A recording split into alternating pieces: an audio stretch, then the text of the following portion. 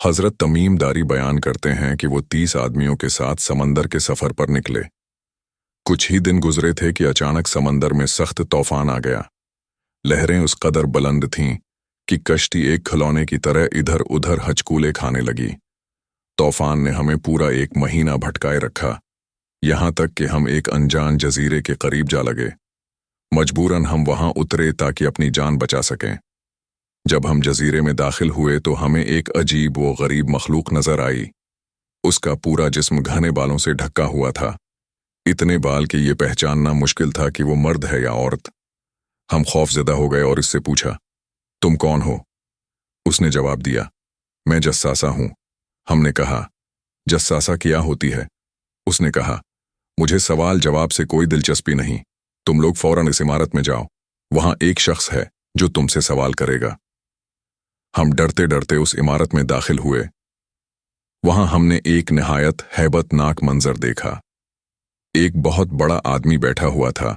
इसके हाथ गर्दन से बंधे हुए थे और पांव जंजीरों में जकड़े हुए थे। इसकी आंखों में अजीब सी सख्ती और गुस्सा था। उसने हमें देखते ही सवाल करना शुरू कर दिया। उसने पूछा, मुझे बताओ, बेसान के खजूर के दरख्तों का क्या हाल है? हमने कहा, वो अभी तक फल देते हैं, लेकिन पहले जैसे नहीं रहे।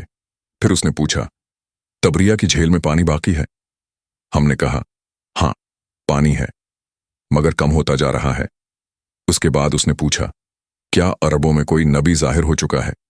हमने कहा, हाँ, एक नबी आए हैं और लोग उनकी इताअत करने लगे हैं। ये सुनकर वो शख्स बोला, ये बातें मेरे लिए बहुत अहम हैं।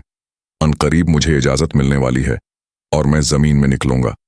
मैं मशरिक से मगरिब तक पूरी दुनिया में फिरूंगा और 40 दिन में हर जगह पहुंच जाऊंगा, सिवाय मक्का और मदीना के, क्योंकि वहां फरिश्ते पहरा दे रहे होंगे।